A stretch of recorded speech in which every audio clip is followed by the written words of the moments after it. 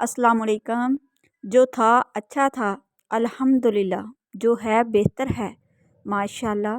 جو ملے گا بہترین ہوگا، انشاءاللہ۔ جس نے سکھ میں شکر ادا کیا، اس نے دکھ میں رب کو بہت قریب پایا۔ ہر عبادت کا پتہ نہیں ہوتا کہ وہ قبول ہے یا نہیں، مگر درود شریف ایسی عبادت ہے جو ادا ہوتے ہی قبول ہو جاتی ہے۔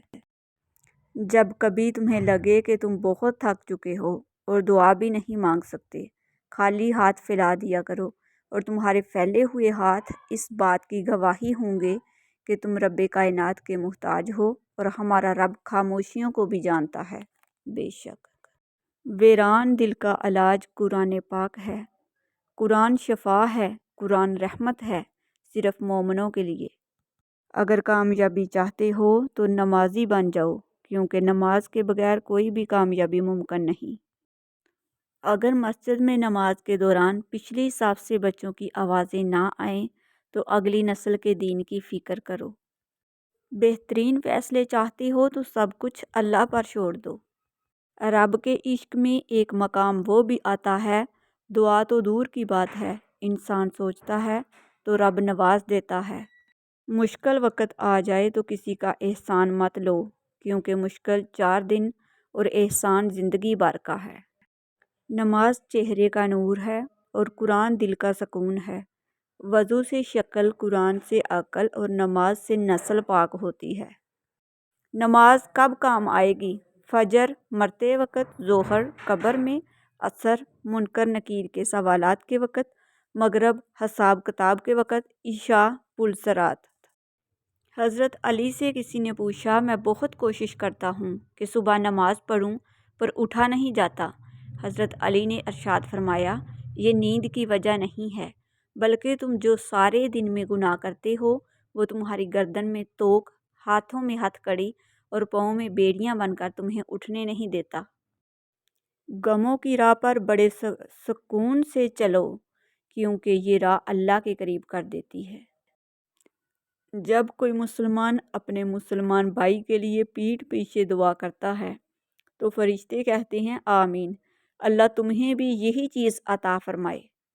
جو شخص پابندی سے استغفار کرتا رہے، اللہ تعالیٰ اس کے لیے ہر تنگی سے نکلنے کا راستہ بنا دیتے ہیں۔ لوگوں سے ڈرنا چھوڑ دو، عزت اللہ دیتا ہے، لوگ نہیں۔ جو اللہ کے دیے ہوئے رزق کو کافی سمجھے وہ زندگی میں کبھی کسی کا محتاج نہیں ہوتا۔ تم جنت نہ مانگو، بلکہ تم دنیا میں ایسے کام کرو کہ جنت تم کو مانگے۔ یہ نہ سوچو کہ اللہ تمہاری دعا فوراً قبول کیوں نہیں کرتا، یہ شکر کرو کہ تمہارے گناہوں کی سزا فوراً نہیں دیتا۔ توبہ کا خیال خوش بختی کی علامت ہے، کیونکہ جو اپنے گناہ کو گناہ نہ سمجھے وہ بدقسمت ہے۔ جو تمہاری خاموشی سے تمہاری تکلیف کا اندازہ نہ کر سکے، اس کے سامنے زبان سے اظہار کرنا صرف لفظوں کو ضائع کرنا ہے۔ لفظ انسان کے غلام ہوتے ہیں، مگر صرف بولنے سے پہلے تک۔ بولنے کے بعد انسان اپنے الفاظ کا غلام بن جاتا ہے۔ کوئی تمہارا دل دکھائے تو ناراض مت ہونا، کیونکہ قدرت کا قانون ہے، جس درخت کا پھل میٹھا ہوتا ہے لوگ پتھر بھی اسی کو مارتے ہیں۔ جس سے اس کے والدین راضی نہیں، اس سے اللہ تعالیٰ بھی راضی نہیں۔ اچھے لوگوں کا تمہاری زندگی میں آنا تمہاری قسمت ہوتی ہے، اور انہیں سنبھال کر رکھنا تمہارا ہنر۔ صبر ایک سواری ہے جو اپنے سوار کو کبھی گرنے نہیں دیتی، نہ کسی کے قدموں میں، نہ کسی کی نظروں میں۔ کسی انسان کو دکھ دینا اتنا ہی آسان ہے جتنا سمندر میں پتھر پھینکنا، مگر یہ کوئی نہیں جانتا کہ وہ پتھر کتنی گہرائی میں گیا ہے۔ کسی انسان کو دکھ دینا اتنا ہی آسان ہے جتنا سمندر میں پتھر پھینکنا، مگر یہ کوئی نہیں جانتا کہ وہ پتھر کتنی گہرائی میں گیا ہے۔ سکون قلب کی تلاش کا آخری مقام ذکر الہی ہے۔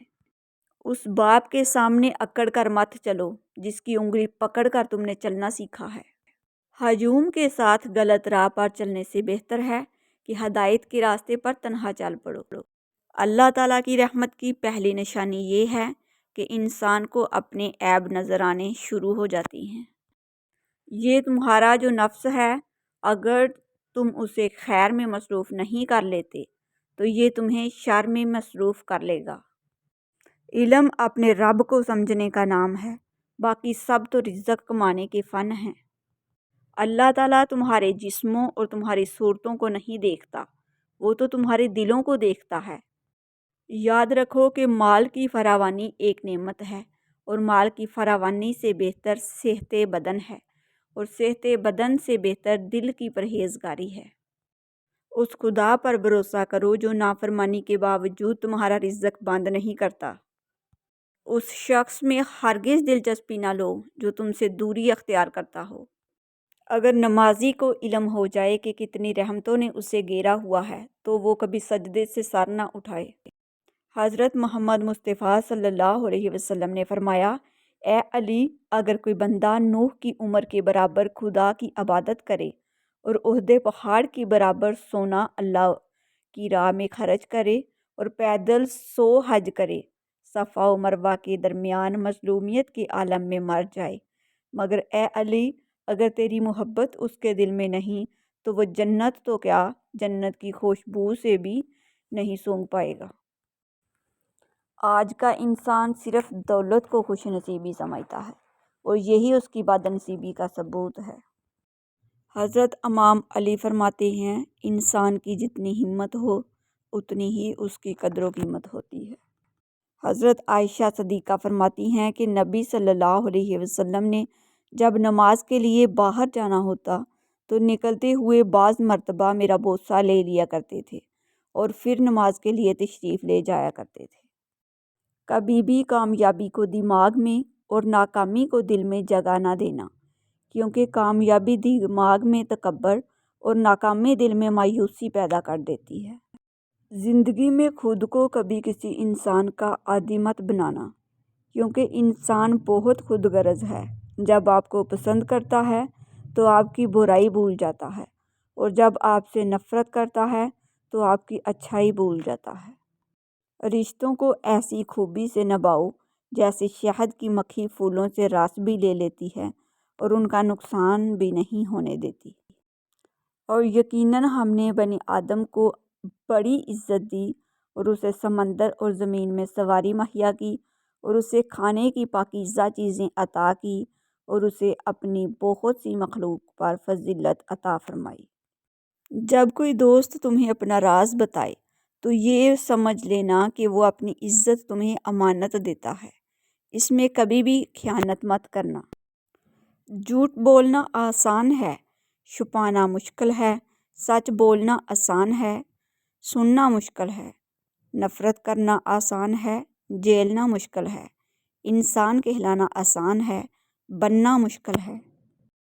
نبی کریم صلی اللہ علیہ وسلم نے فرمایا، سب سے بڑی زیادتی کسی مسلمان کو بے عزت کرنا ہے۔ اور جب ہم محبت کی بات کرتے ہیں تو پہلا لفظ باپ کی محبت سے شروع ہوتا ہے۔ میں تیری رحمت سے بالکل مایوس نہیں ہوں یا اللہ، بس تو مجھے میری ہر آزمائش میں کامیابی عطا فرما دے، آمین۔ ناظرین، اگر آپ کو میری ویڈیوز اچھی لگتی ہیں تو پلیز میرے چینل کو سبسکرائب کر دیجئے، بیل آئیکن کو پریس کر دیجئے تاکہ میری ہر نئی آنے والی ویڈیو سب سے پہلے آپ لوگوں تک پہنچ سکے۔ میری ویڈیوز کو لائک اور شیئر کر دیجئے گا، شکریہ۔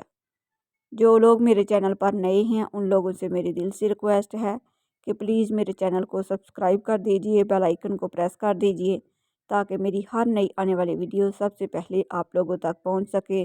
میری ویڈیوز کو لائک اور شیئر کر دیجئے گا، شکریہ۔ اچھے کمنٹ میں اپنی اچھی رائے کا اظہار ضرور کیجئے گا۔